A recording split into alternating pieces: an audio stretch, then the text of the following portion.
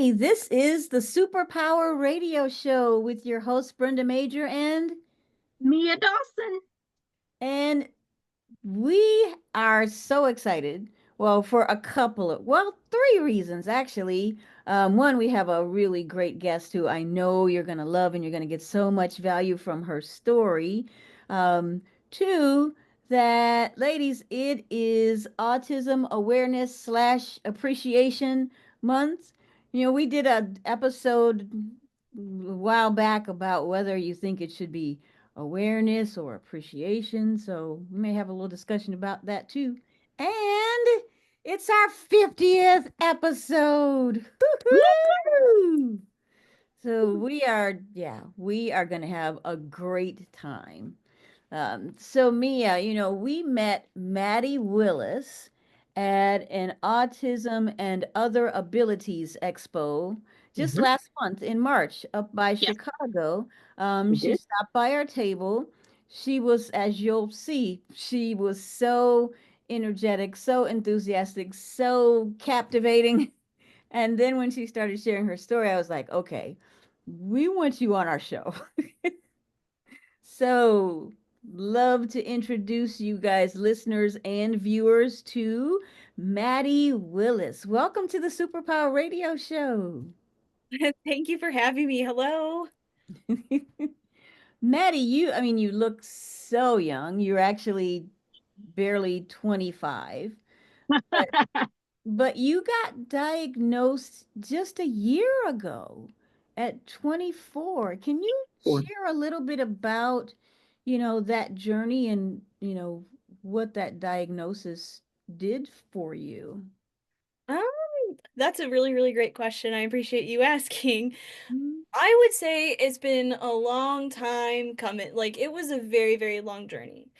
I was in mm, high school. I was 16 years old, and I had just started dating like my first ever serious relationship with my ex-partner. And I remember when we first met, probably the first few days we met, I remember we were in a really good conversation about Hitchhiker's Guide to the Galaxy, and we had a mutual shared interest in Doctor Who. And instead of flirting back and taking those cues, I just decided to info dump about it to the point that he asked me, Maddie, do you have Asperger's? And I wow. remember oh, being, wow. Oh, Wow. question. What a starter to a cover. Wow. yeah. And in response to that, I went dead silent. And he was like, I'm not, Ah. because I didn't mean it in a bad way. And then Mm. And then I ended up taking the Aspie quiz, and I can't remember the exact name for the questionnaire. And I remember that I got 174, something like that, out of 200 on the neurodiverse score, and I saved the results in my old laptop and then just completely shut it out. And Wow. then Mm. I was just pretending like it didn't exist for the rest of high school for the rest of that time. It was just kind of like a blip in time. And that came back to bite me in the backside eventually because Mhm. when I was Mm. in my 20s, my early 20s, I want to say like around 22, if memory serves me correctly, I was in therapy at the time after just a serious bout of burnout in college. It was like my first university kind of experience. It was like after I dropped out of my first university when I originally was going to school to become a teacher. And Mm. I just decided to go back to school for human services instead and went back to community college and everything like that. And I decided to do that path and eventually going off to like National Louis University for that. So when I was Mm. in that kind of time in life, I Mm. basically decided to go on that whole mental health journey because I was already burnt out as it is. And then, sure enough, Um, like as a result of that first therapy journey, I was diagnosed with ADHD. And Mm. yeah, and wow. eventually like after like getting treated for ADHD when I was on my first treatment path, I kind of hit a wall in treatment and I was like, what am I doing here? Like I feel like a mask, like a separate one just Mhm. completely ripped off my face. Wow. Yeah. Wow. Wow. Wow. Yeah. I was like, there's something missing here. I just can't figure out what it is.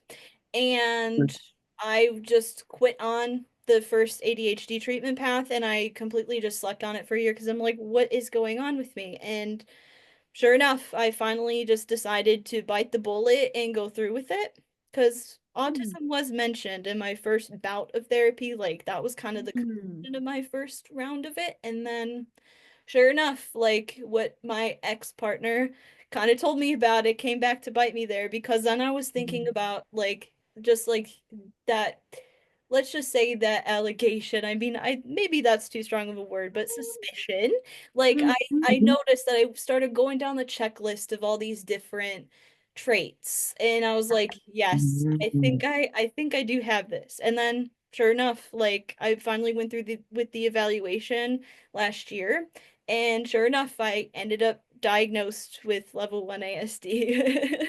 Okay, I got a question because you mentioned, okay, the boyfriend. I mean, you told me that he was also on the spectrum, which is probably why he was kind of picking up on some cues and why he sounded so blunt when he asked the question.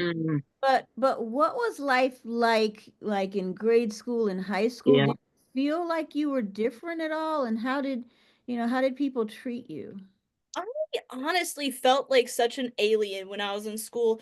I Hmm. I best describe it as being like a keen observer of humanity, where I was just coming off as like a very shy kid where I wouldn't really initiate social conversations with my peers. I would just be kind of the kid that sat in the corner and I didn't Hmm. really want to bother anyone.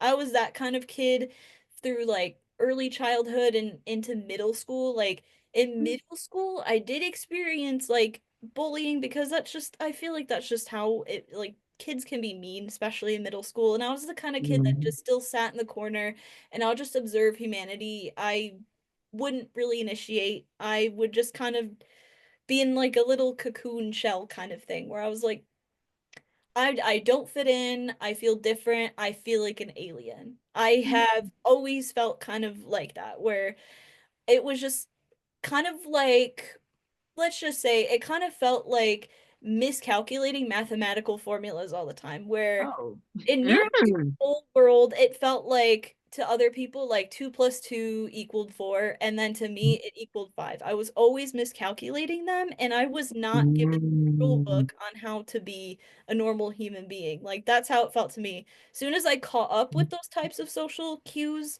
and caught on to that type of thing, then I felt like I was worlds behind, like always being one step forward and then a couple steps back in terms of social communication. Like when it came to just peopling and making friends, I Yeah. I felt like I didn't know how to make friends. And if I'm honest, like when it came to initiating that type of thing, if someone told me that they were my best friend, I would just kind of believe it and just kind of take it. And then, regardless of intentions, I would just take it and run with it. Oh, that person said that they're my best friend. I'm just going to accept it, radically accept it, Hmm. even if it's maybe not the best kind of friendship situation. Yeah, and Yeah. Yeah. maybe it's because it sounds like maybe you couldn't even trust your own feelings, like you couldn't quite even connect with your own feelings. Is that, am I getting close?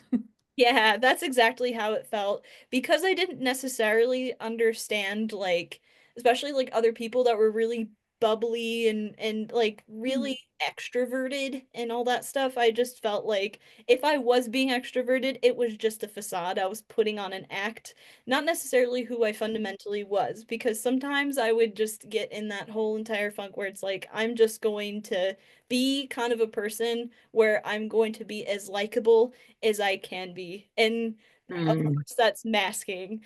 Of course, I went Yeah. through a Yeah. phase in middle Yeah. school where I was like really punky, listen to like emo music. I absolutely loved My Chemical Romance and bands like that.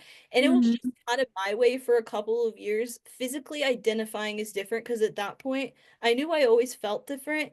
But that was just my way of kind of outwardly expressing that and kind of giving that, ooh, leave me alone kind of mentality. Mm-hmm. Mm-hmm. I get Mm-hmm. it. Mm-hmm. So then after okay, because you first got an inkling of the diagnosis at 16 and you're like, yikes, I don't want to tell anybody about this. Was it something when you finally got when you went ahead and after the ADHD and said, let me just consider the, going ahead and getting the autism diagnosis fully. What was it like when you first came to grips with it? I kind of figured at that point, by the time I was diagnosed, I feel like I already had kind of a management system, which I kind of learned lately that that was kind of a way for me to just cope ahead for conversations where it was like where I was still putting on that act, like if I do all these things, like kind of grading myself on social situations. So once I stopped grading myself and just coming to terms with the fact that this is what it is and I was diagnosed officially, I remember just kind of like the kids say crashing out about it, where it was like mm, I just mm, wanted to pretend like it didn't exist Mm, because I knew at that mm, point I was like, what is the point?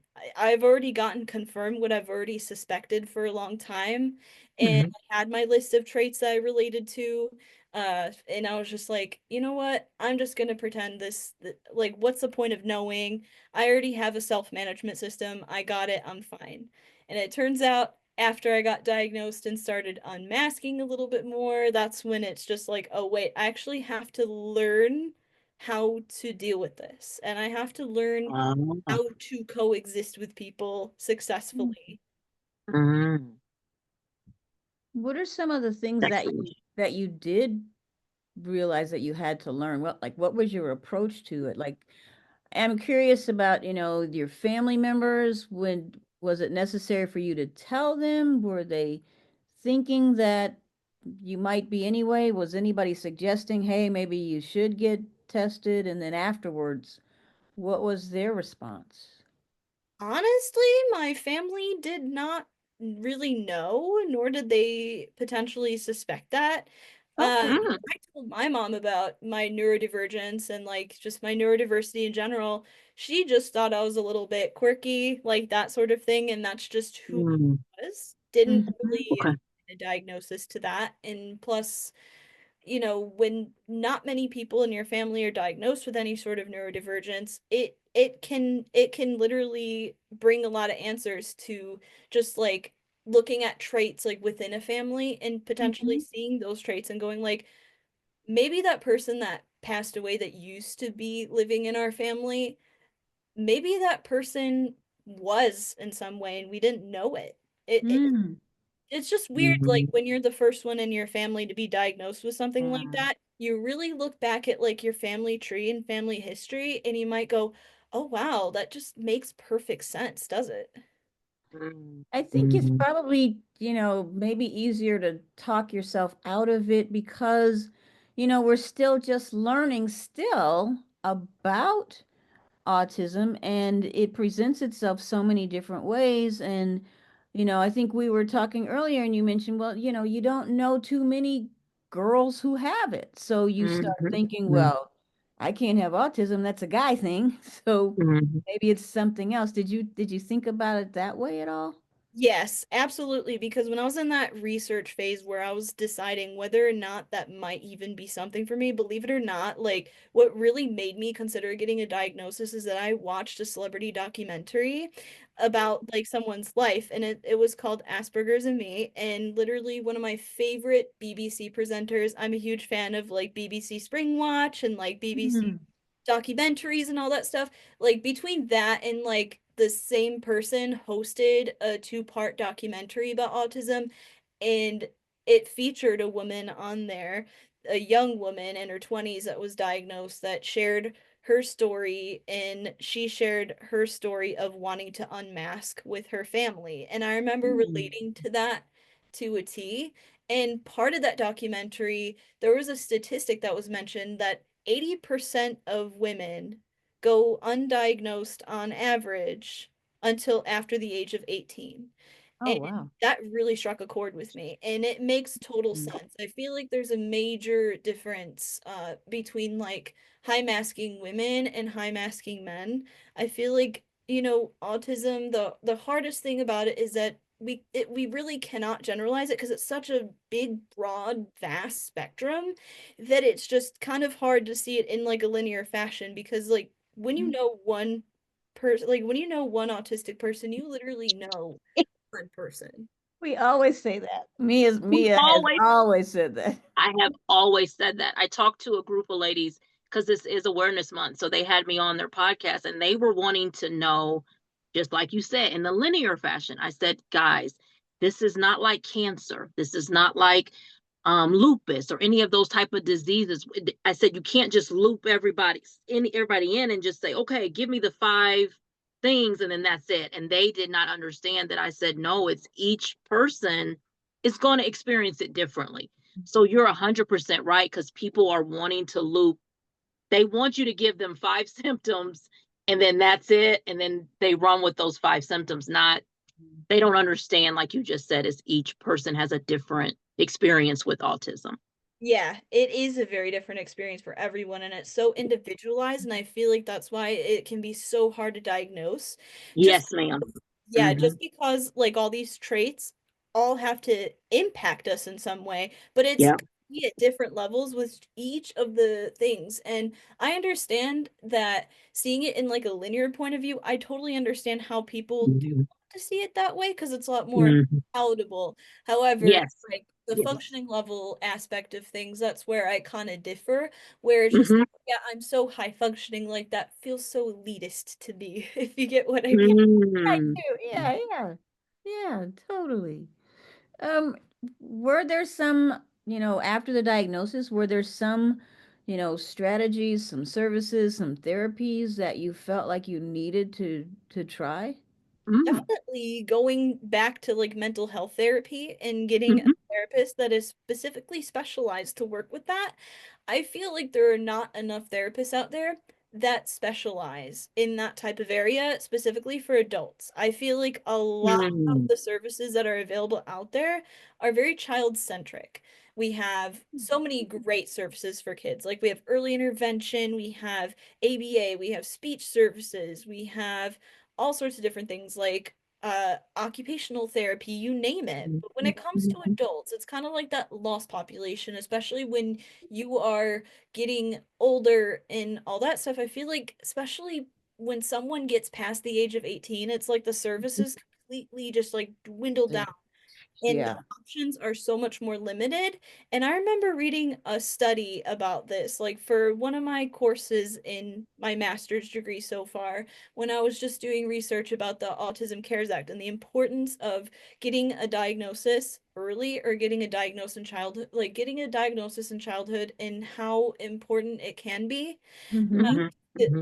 achieve that, not because we want to cure autism necessarily, but making sure we have those supports in place. Because the study that I read was basically referring to the fact that in early childhood, people that tend to get diagnosed in early childhood rather than later in childhood, meaning the threshold in that study was about age 14, is that there were much more severe behavioral and mental health outcomes for people that got diagnosed later.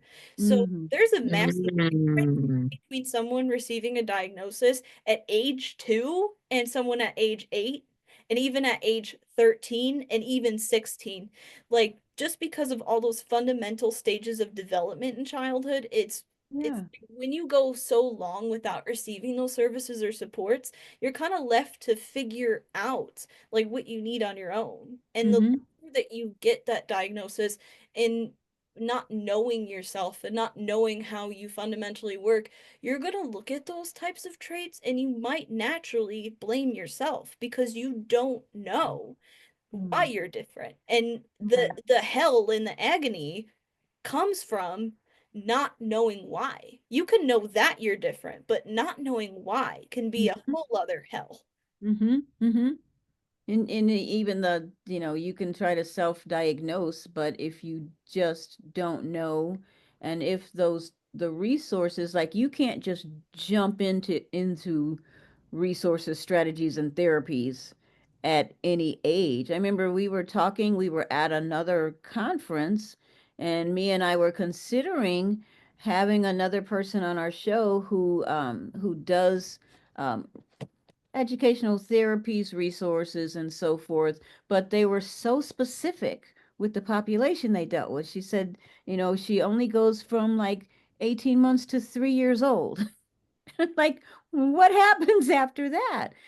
For some of these kids, there's a continuation, but for some of them, there's just this drop. If the resources aren't right there readily accessible to them. And so I can imagine somebody jumping into this pool at 24 going, okay, here's what I What need. is it? Mm-hmm. Mm-hmm. Where do I get it? Or I think this is what I need. Mm-hmm. How do you even know? Mhm. Yeah. Yeah. Very true. Very true.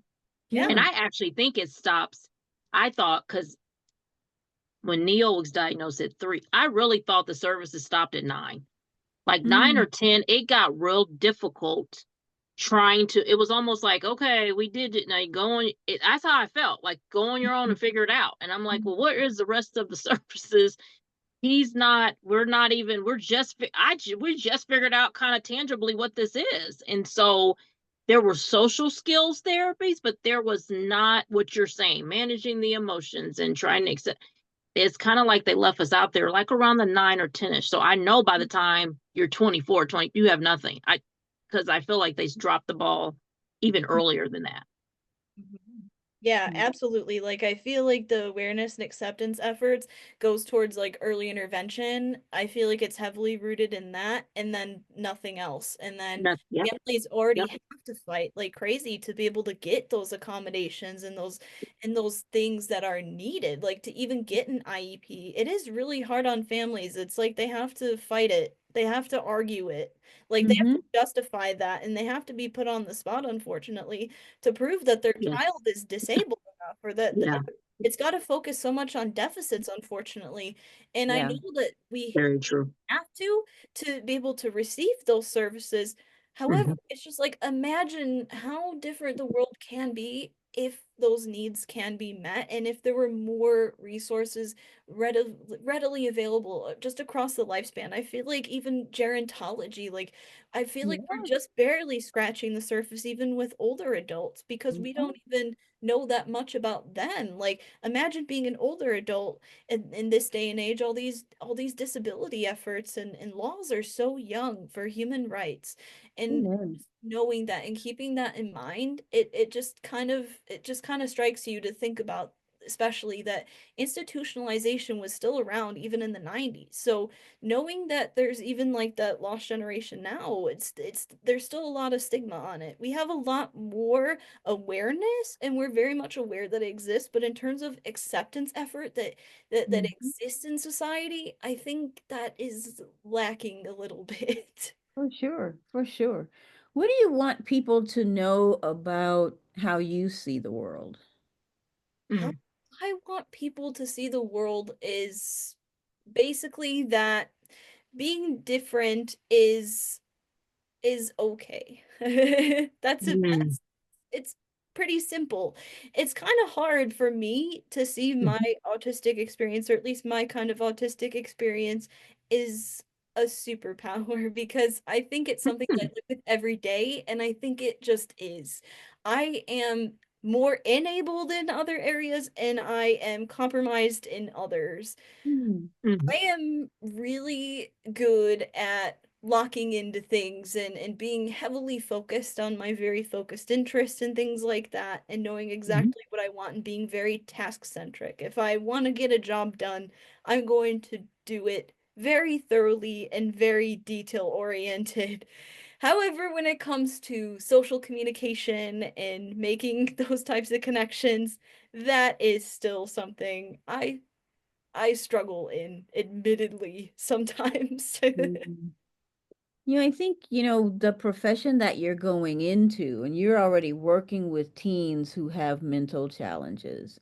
I think it's so incredible that that's where you're landing because you started out wanting to be a teacher, but I think this in the back of your mind, I'm different. I'm still want to figure that out. And then it seems like you're landing in an area where you might be one of those people who gets to help us understand and provide better services, um, be provide opportunities really for people who do have challenges that we just aren't we don't think about enough. We don't tap into those resources enough. Yeah, absolutely. And I work in PHP currently and IOP services, and I work primarily with adolescents. And I feel like I see it a lot with those neurodivergent traits in a lot of patients, especially Hmm. ones that have been through the mental health system and several other places. I feel like that is just so common, especially like seeing signs of like eating disorders. Like, we never know if that might actually be a sign of maybe sensory issues related to food, or maybe signs of ARFID if like they're struggling Mm. like their diets and eating and all that stuff. That could easily look Mhm. like anorexia, or that could easily look like something Wow. different like that. And sometimes depression in teenagers that already have some of these traits, that might look a lot like depression. It very well can be. And also depression can look a lot like autistic burnout. And same with Mm. anxiety. Mm. Sometimes that social Mhm. anxiety can look a lot like anxiety, but sometimes it's social confusion. And that's the difference that I see, is that some of us do deal with definitely anxiety, and anxiety runs very high within this population, and same with depression and other mental health stuff. Don't get me wrong, however, a lot of those autistic traits can be masked within those diagnoses. Mhm. I think the thing that kind of grieves me a little bit is that in our society in America, the side of you that you feel, you wish you had a better handle on the social connections, we put so much emphasis on that anybody who feels like they're not socially acceptable, you're automatically categorized as, you're other, you're weird, what's wrong with you, and all the cruel words that people say.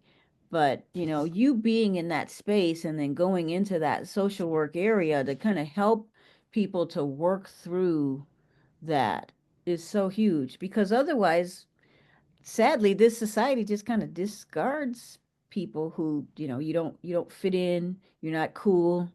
um, I used to sing this song with Mia's son Neo when he was like 5. And it's a Muppet song, and it's I wish that I could be like the cool kids, because all the cool kids, they seem to fit in. Um, Now he sang that song with like glee, because I mean it's the Muppets. But I think the Muppets were trying to tell us, look, stop labeling people. Everybody's cool in their own way. Yeah. Absolutely. Like sometimes we tend to see like difference as deficit, especially in the United States. Like That's where I some, was going. Yeah, you said it yeah, exactly right. Yeah. there's this whole idea of like the whole conformity aspect. And when you kind of go against the grain, or if you are kind of going against just those ideas of what normal looks like, of course you're going to have some folks that are absolutely just not going to like it. And that's just the reality, is that unfortunately, like no matter what neurotype or whatever like level of ability you have, radically and unabashedly being yourself is going to come with some consequences, of course. It's just one of those things, is that some people are either going to love it, some people are going to hate it. And it sucks. There's just that sucks that Neo had to go through that. I mean, oh my gosh, just I also related to that song, believe it or not. I believe I was Hmm. in high school at the time when that song came out, and I Okay. remember listening to that, and it felt Mhm. like almost like a religious hymn at the time, because it's yeah, but that's exactly how it felt. It kind of felt like a religious hymn at the time when I remember listening to that, because I remember feeling like such an alien still. And I remember Hmm. being that shy kid. You'll grow out of it. You'll meet your people, and everything will be fine. It'll get easier. And in fact, I never grew out of that. And some of us don't grow out of that. And some of us are naturally just going to be ourselves and are just going to handle things in our own unique ways. And I think that really is the biggest true act of rebellion, and also an act of self-care and an act Hmm. of self-love, to be entirely 100% yourself. Amen to that. I am very shocked because I'm shocked that you're because you're very engaging. I guess what I'm trying to get at, you're very engaging. So I guess what do you mean when you say socially awkward? Because I'm gonna be honest with you, you sitting here right now, if I met you, I just wouldn't. You seem very engaging right now. Now I don't know what it is when you're like in person or well, even when you came to our table, sorry, you were just bubbly and engaging. So is someone do people make you feel like that or you automatically feel like you're kind of awkward? Because I did not get that impression of you on here, and I did not get that impression of you when you came to our table at all. You're very engaging to me. Probably just because just years of practice and also Okay. gaining a lot of confidence just since like being Okay. and since being diagnosed, I kind of forced myself to talk about it a lot more and getting involved in the advocacy space. I did not Ah, like myself for the longest time because of who I was. ah, Yes, and like right after I was diagnosed, I, believe it or not, remember just volunteering for NAMI for a mhm, few months in my local chapter of NAMI, and I okay.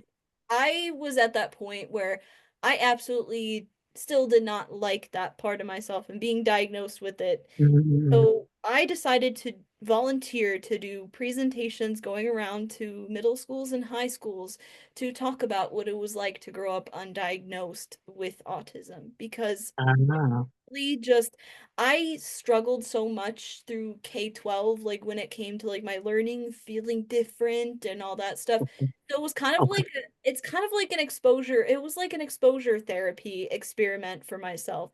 If I can go in front of like 50 strangers, in front of kids and in front of teachers and Mhm, tell them I do these things and I've done these things because I am autistic, and getting used to saying that I was autistic really just got me a lot more confident because if I can face mm, the hardest time in my life where I absolutely did not like myself, I was struggling with my mental health. I already had that F the world mentality.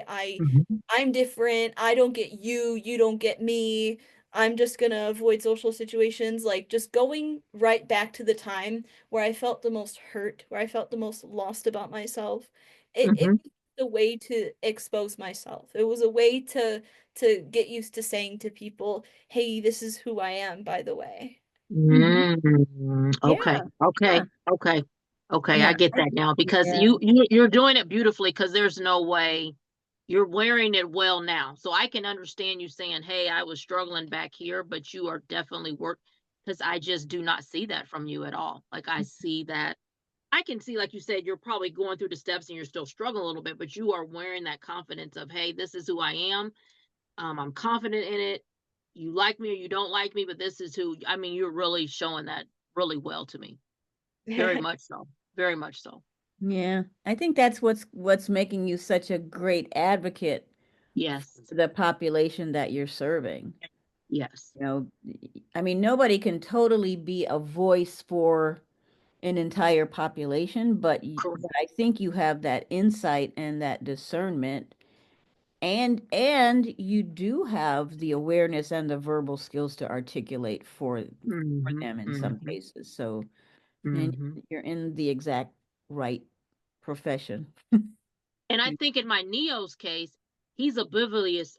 Is that the way you say it? To it. He Oblivious? doesn't Yeah. even he doesn't even know that that's what it is. So he's walking in who he is. And if you're looking at him or if you're now sometimes he's came to me and said, "Hey, what are they laughing at?" But for the most part, he's like, "No, this is who I am." And he doesn't notice that. So he's able to walk in it and not be ashamed of who he is and his quirks or the way, he does things. So, and I'm very appreciative and thankful for that because I don't think if he did know, I think it would be worse if people were teasing or if they were making fun or he's not noticing that they're doing that.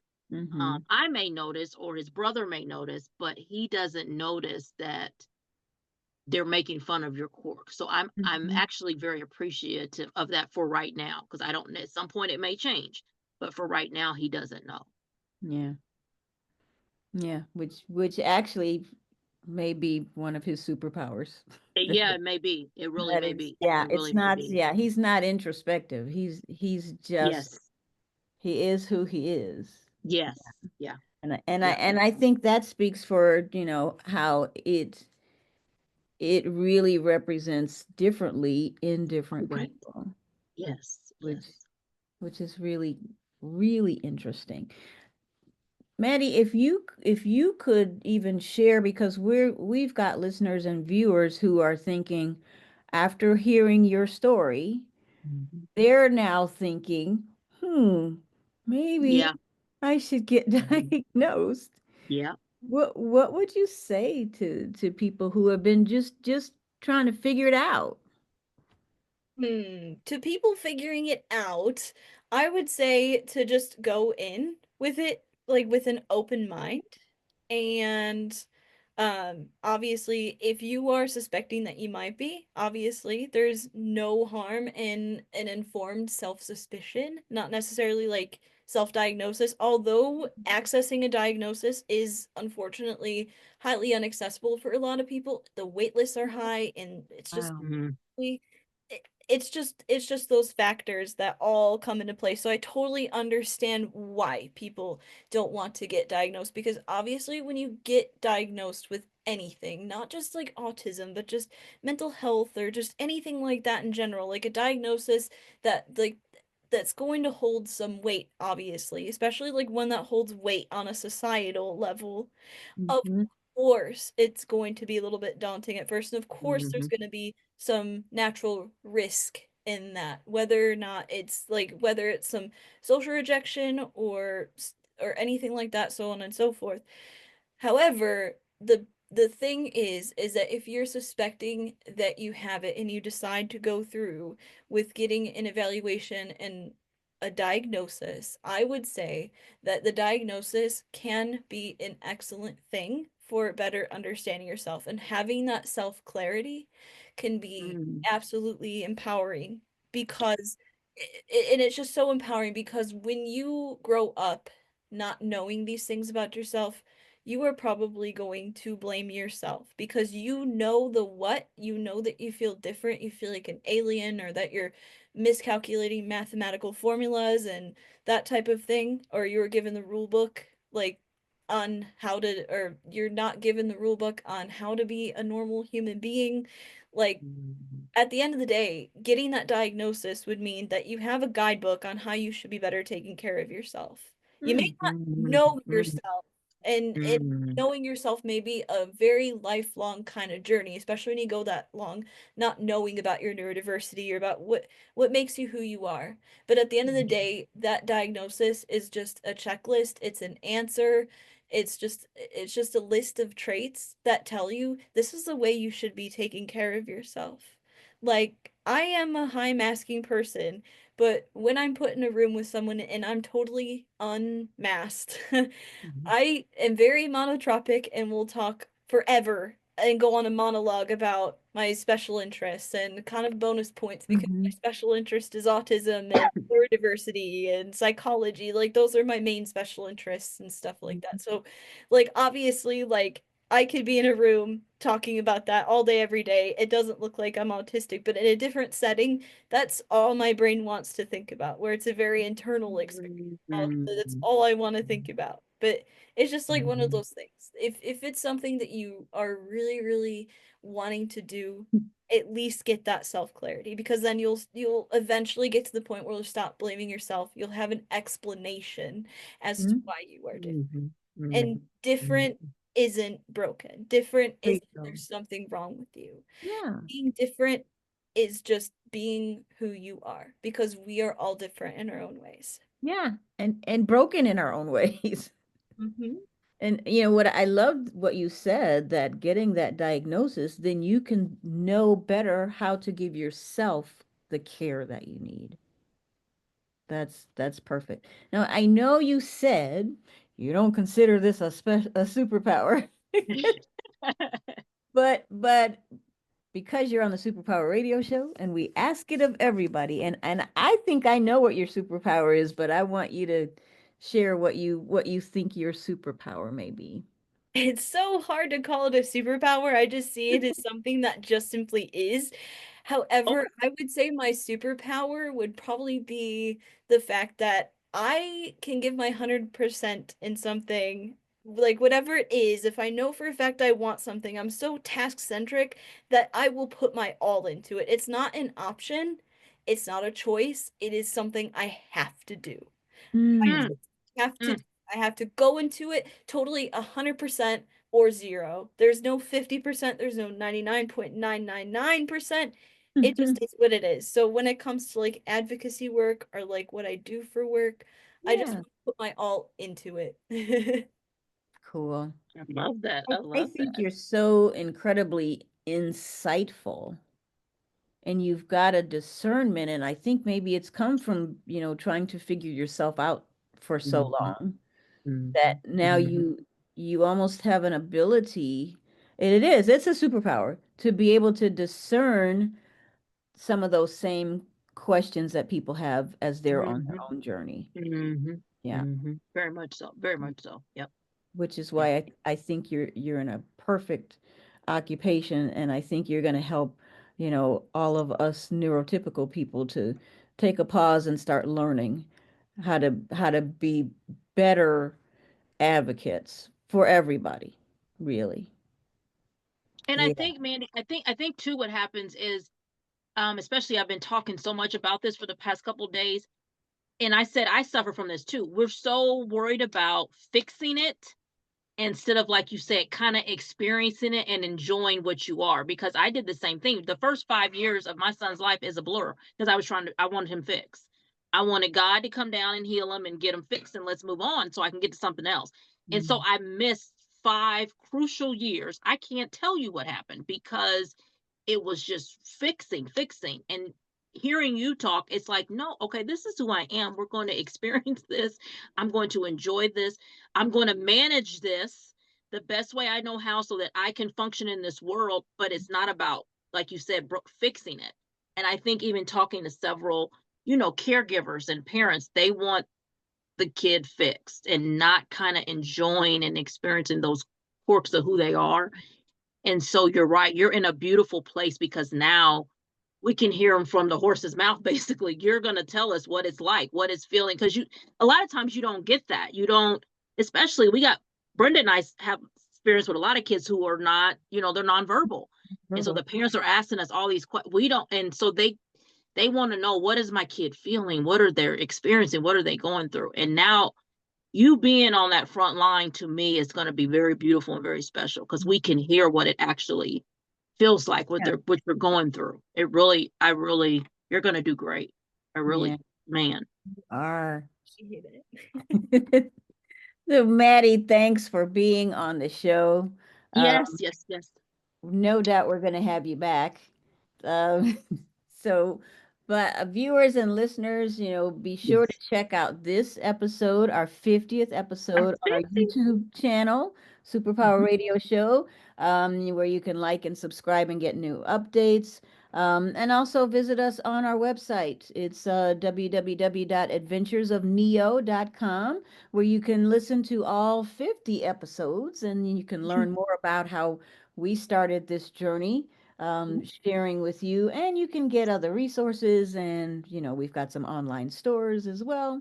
Um, Maddie, again, thank you so much for being Thank you our so guest. much. It really, I think you touched a lot of people's hearts, and I know that you Yes. got people thinking in a different Hmm. way. This is not something that is a them versus us, a Yes, neurodiverse versus a neurotypical. This is everybody. This is yes, yes, everybody's issue, everybody's opportunity. So yes, just, yes. just thank you for bringing it home. Of course. Thank you so much. I really appreciate being on here. And if this can help at least one person or at the very least reach one person, then I would say that I've done my job, especially as a Amen. self advocate. Amen. Yes, yes, Perfect yes. place to end. Thank you. Bye, guys.